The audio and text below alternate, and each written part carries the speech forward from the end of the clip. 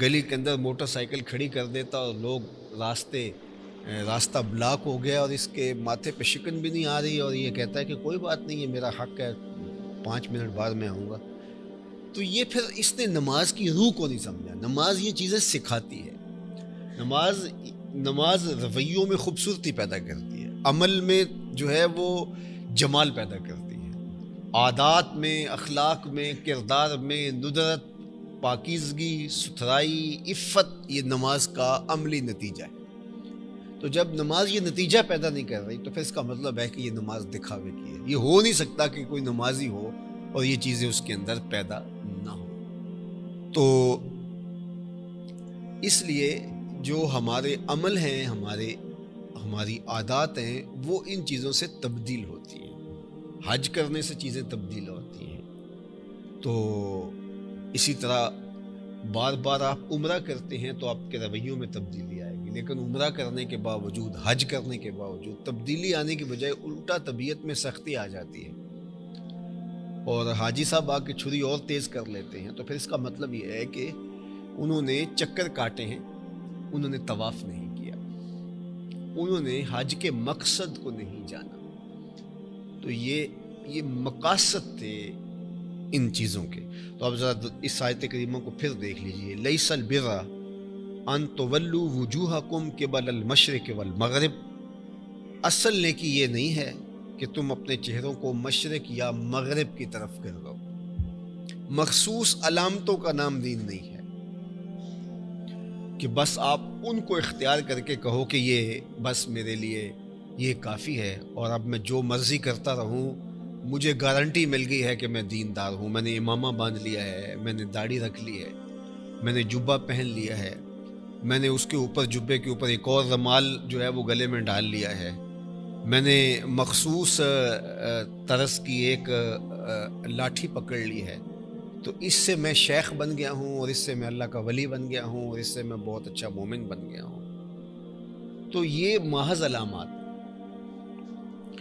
لیکن اصل تو آپ کا اندر بدلے، اور اگر وہ تبدیل نہیں ہوا ہے تو پھر یہ چیزیں پھر بے معنی ہو کے رہ جاتی ہیں. تو یہود اس لیے کوئی مشرق کو رخ کر کے، کچھ مغرب کو، کوئی کشکا لگا کے، کوئی جو ہے وہ مخصوص رنگ میں اپنے آپ کو، جب یہ عیسائی بناتے تھے کسی کو تو رنگ میں ڈبو دیتے تھے، تو اس رنگ کے اندر سے جب باہر نکالتے تو کہتے کہ اب تیرے اوپر عیسائیت کا رنگ چڑھ گیا.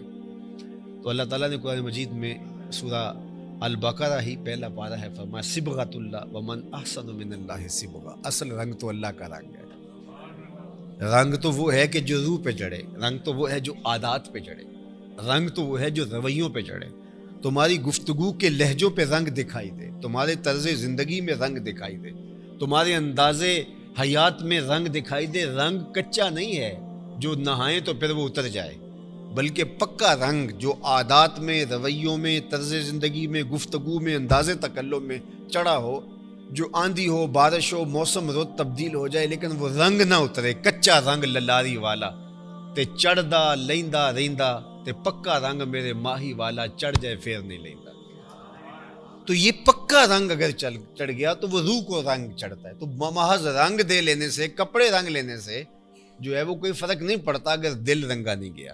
تو کہا ومن احسن من اللہ صبغہ، اللہ کے رنگ سے بہتر رنگ کس کا ہو سکتا ہے.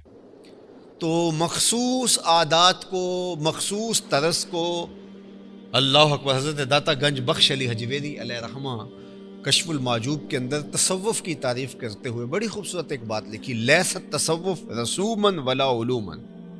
تصوف چند مخصوص رسموں کا نام نہیں ہے کہ اس طرح کا کپڑا گلے میں ڈال لیا، اس رنگ کی ٹوپی پہن لی، ٹوپی کا کنارہ اس رنگ کا ہو گیا. تو کہا کہ لیست تصوف رسومن ولا علومن. یہ کچھ مخصوص رنگوں کا، مخصوص رسموں کا اور مخصوص اصطلاحات کا نام تصوف نہیں ہے، بلکہ کہا کہ التصوف کلہ اخلاق. تصوف سارے کا سارا اچھے اخلاق کا نام ہے، اخلاق کریمانہ کا نام ہے. تو وہ رنگ چڑھنا چاہیے. تو یہ تو ہمیں بڑا شوق ہوتا ہے کہ ہم کوئی ظاہری رنگ چڑھا لیں اپنے اوپر اور ہم سمجھتے ہیں کہ جو ہے یہ رنگ چڑھ گیا ہمارے اوپر، لیکن حقیقت میں اگر وہ رنگ نہیں چڑھا یہ فوجی وردی جو پہنتے ہیں تو پہلے وہ ٹریننگ بھی تو ساتھ لیتے ہیں. اگر کسی نے ٹریننگ لئی نہیں، وہ دوڑ لگائی نہیں اس نے، اور وہ محنتیں نہیں کی، تو خالی وردی پہن لیا اس نے، تو میدان جنگ کے اندر تو وہ دشمن کا مقابلہ نہیں کر پائے گا. یہ وردی تو ایک علامت ہے، علامت ایک خاص علامت بنی، لیکن اس کے سے پہلے حوصلہ فرسا ٹریننگ تھی جس سے وہ گزرا، اس بھٹی سے گزارا گیا، اس چکی سے اس کو گزارا گیا. اب وہ جوہر بن کے اور گوہر بن کے نکلا. اب اس کے اوپر وہ لباس جچتا بھی ہے، اچھی بات ہے، لیکن اگر اس نے یہ سب کچھ نہیں کیا ہے محض لباس، تو وہ تو ایک بچہ بھی جا کے اس طرح کی وردی لا کے جو ہے وہ بازار سے پہن سکتا ہے، تو کیا وہ جنگوں میں کام آ سکتا ہے اس کا اس رنگ کا لباس پہن لینا؟ تو اسلام صرف اس مخصوص رنگ کا نام نہیں ہے، بلکہ یہ اندر سے بدلنے کا نام ہے.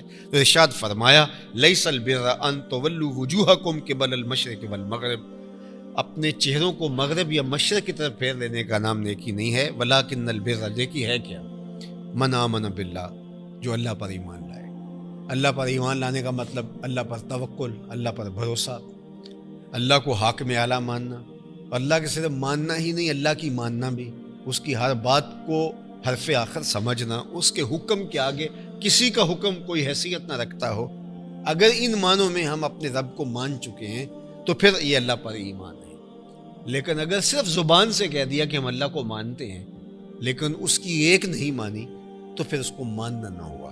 والیوم الآخر، اور پچھلے دن کو اگر کوئی ماننے والا ہے تو یہ زندگی خود بخود مرتب ہوگی.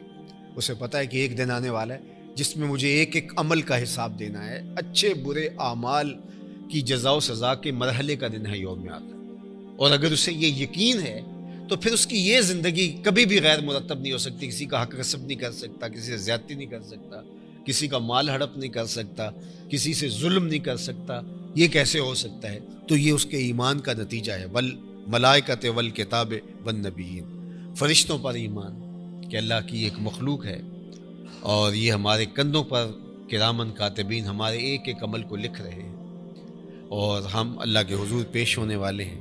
اس طرح کتاب پر ایمان لانا، جو پچھلی کتابیں ہیں ان پر، اور حضور علیہ السلام کے قلب اطہر پر جو قرآن نازل ہوا، یہ اللہ کی منزل ہے اور یہ ہماری طرف اللہ کی طرف سے رہنمائی کے لیے نازل کی گئی.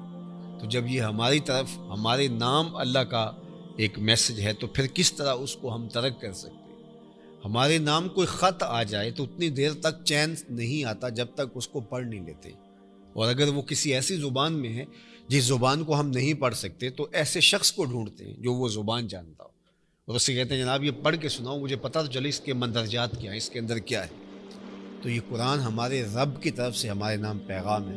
تو کس طرح ہو سکتا ہے کہ ہم اس سے آگاہ ہی نہ ہو کہ ہمارے رب نے ہمیں کہا کیا ہے. والنبیین، اور نبی، صرف ایک نبی پر ایمان لانا کافی نہیں ہے، سب پیغمبروں پر جو اللہ کے فرستادہ ہیں ایمان لانا ضروری اور واجب ہے. یہ تو ایمانیات سے تعلق چیزیں رکھتی ہیں، اور جو ہمارے اعتقادات ہوں گے اس کا اثر ہمارے عمل پہ بھی ہوگا، اس کا اثر ہمارے رویے پہ بھی ہوگا، اس کا اثر ہمارے طرز زندگی پہ بھی ہوگا. وآت المال علی حبہ، اور مال کو اس کی محبت کے باوجود خرچ کرنا، یعنی مال کی محبت موجود ہو، ضرورت بھی موجود ہو، جوان ہے، تندرست ہے، مال ہے، اور مال کے مصارف اس کے